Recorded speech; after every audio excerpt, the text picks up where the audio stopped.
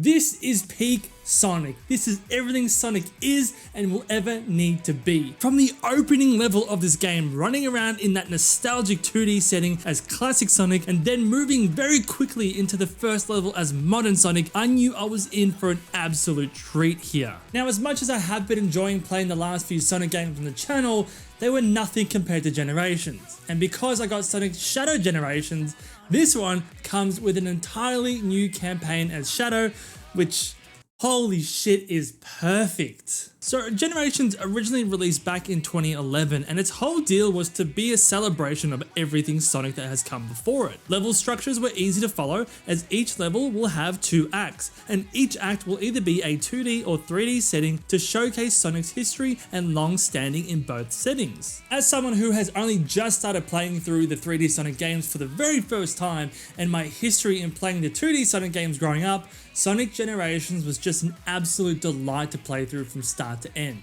It gave me nostalgia bombs along the way and redefined those 3D levels to become more optimized while still maintaining their character and notoriety from those older games. So what is happening here? Why are there 2 Sonics? Eggman was floating around in space from his last defeat and came across a nefarious entity known as the Time Eater. Eggman teams up with the Time Eater as well as a younger version of himself to travel throughout time and undo all of his past defeats. There was a big disruption at Sonic's party that results in all of his friends being sent to different time periods across the Sonic franchise, and then modern Sonic wakes up in this white void. It's here that we learn that we need to complete each destination in both Acts 1 and 2 to restore it, and doing that enough times will restore the entire timeline. As you play as both classic and modern Sonic, you will need to remember what their abilities are because they do play differently. Classic Sonic, or the 2D sections, does not have the homing attack or boost, for example, found with modern Sonic.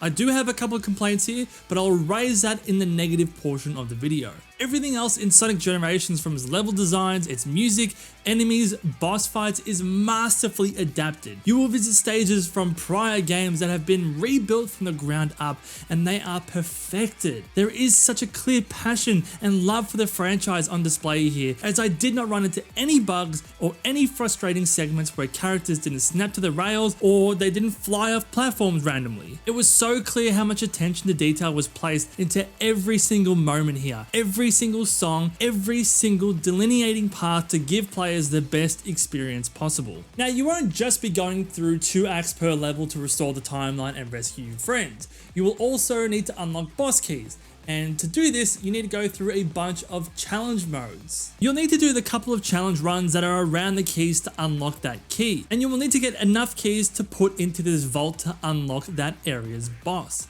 Defeat that boss and you can move on to the next area, rinse and repeat until the end of the game. It's a very simple gameplay loop, but the content within it is just pure fun. Every challenge has some different rule or feature that changes just how you go through that particular level, and it was a really cute way to change up a level that you've already played through before. Also, seeing characters from past games return really showcases just how far back the reach of this franchise is, and just how many zany characters have not only been introduced, but have actually remain strong pillars within this franchise. There were so many moments where I just replayed levels time and time again for better times, a higher rank, or simply because I just had so much fun.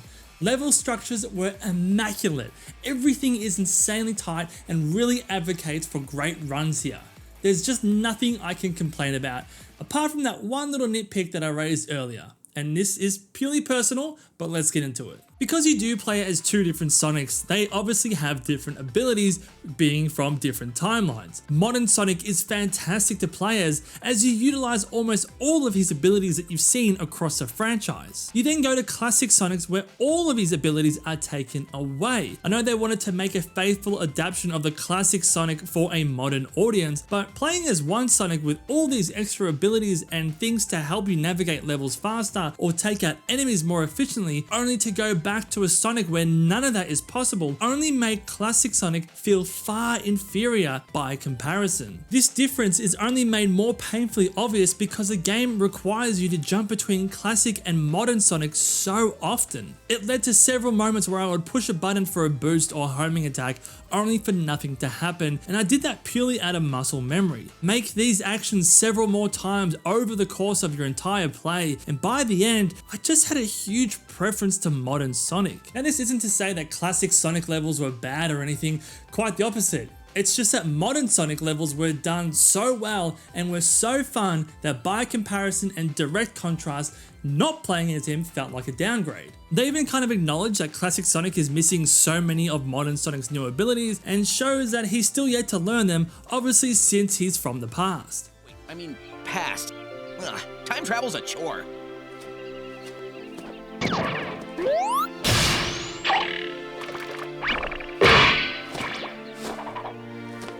Dude, sweet! And you're only gonna get better! But I would have just loved if just for this game, classic Sonic saw what modern Sonic could do and gave him a few extra abilities to increase that consistency of gameplay between the two Sonics.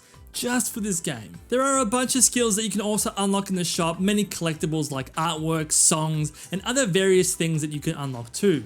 So aside from that one minor complaint, Sonic Generations was an awesome ride. I really thought I hit peak Sonic, but then I moved over to Shadow Generations. The music changes, the screen gets much darker, and it became immediately apparent that I was about to go on a much more emotional journey, which is a contrast to classic and modern Sonic strolling through memory lane, having a good old time. My side's so much scarier than yours.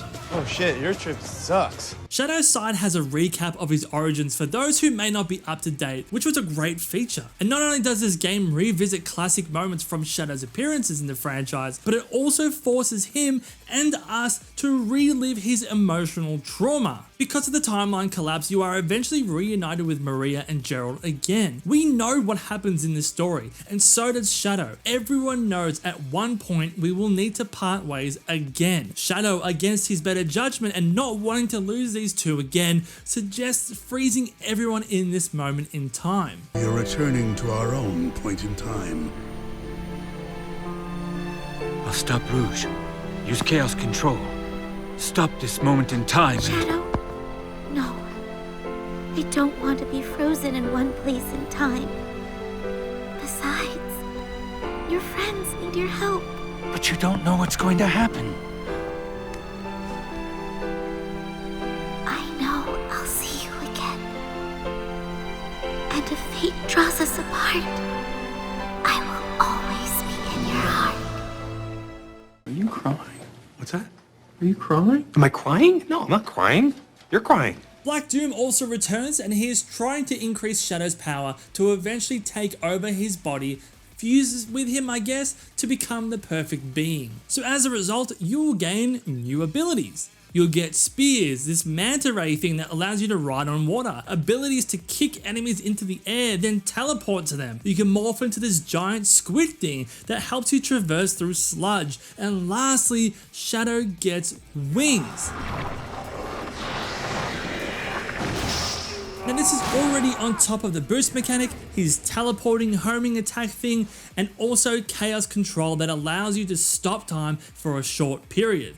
Safe to say, Shadow's abilities in this game are stacked. The overworld in Shadow Generations is also just done so much better too. Rather than being on a 2D plane like Sonic, you get this open area full of secrets, unlockable collectibles, and puzzle platforming sequences that really push you to use your newfound abilities. You'll come across areas early on and you go, how the bloody hell do I get there? Only to unlock an ability later on that completely opens up that part of the map for you. This constant drip feed of abilities kept Shadow's side feeling so rewarding, especially as you navigate your way back to older areas with your newfound abilities. I genuinely felt more powerful as I played, and just that sense of progression was done perfectly. And also, as you run around the overworld, you have this omnipresent, omnipotent eye of doom following your every step, so even when you're chilling in the water or trying to get a chest, you feel him watching your every move. That mixed with his presence in the levels really gave me a feeling that he was always nearby in some way. And speaking of the levels, holy shit, these levels are the best in this game and across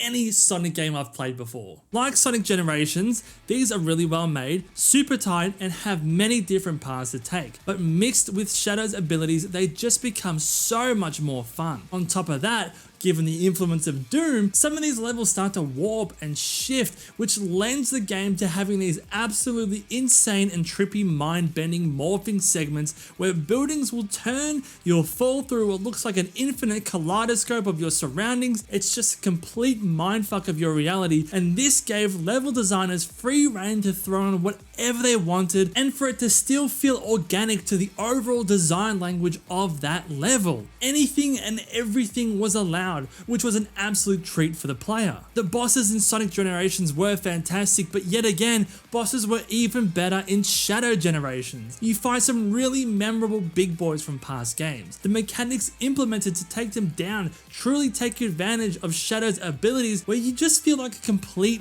badass. There are shifting forms, changing locations, and some requiring you to rely on your myriad of newly unlocked powers. I could not shake a stupid grin off my face the entire time I was playing as Shadow. And if that wasn't enough, at the end of every boss fight with Shadow, you get this amazing finisher fight scene, and the presentation in these cutscenes are just fucking immaculate.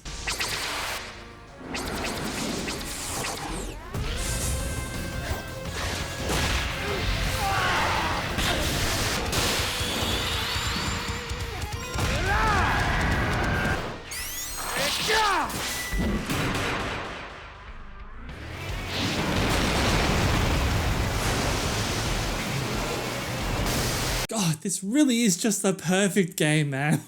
Now, do you remember how I said classic and modern Sonic control differently, and it ultimately made classic Sonic's gameplay feel somewhat inferior by comparison? Well, in Shadow sections, you still get the same 2-act formula where one will be mostly 2D and the other will be 3D.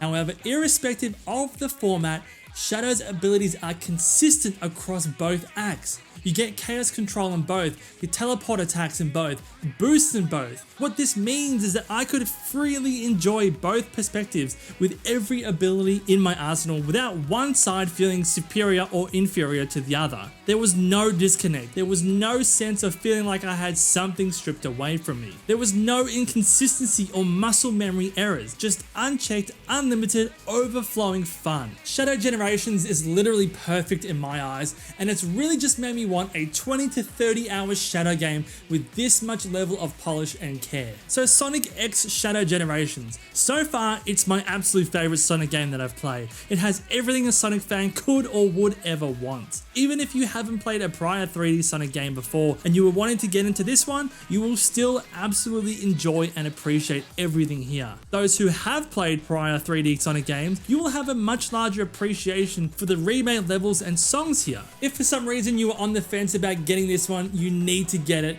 even if it's just for Shadow Generations alone.